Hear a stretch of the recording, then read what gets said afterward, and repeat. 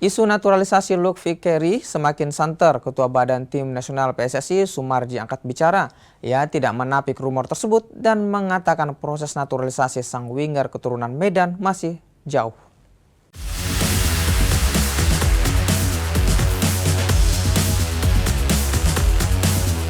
Penyerang asal klub MacArthur Australia, Lutfi Kerry, terus dikaitkan dengan timnas Indonesia.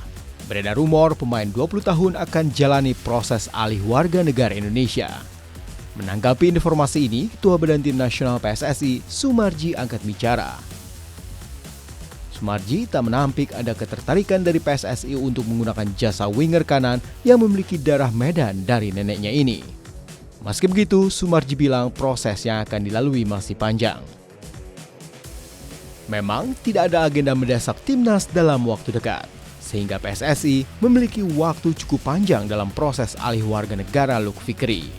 Sebab pelatih timnas John Hartman sudah sejak lama mengisyaratkan akan menggunakan pemain dari kompetisi domestik untuk tampil di Piala AFF yang akan digelar mulai 24 Juli.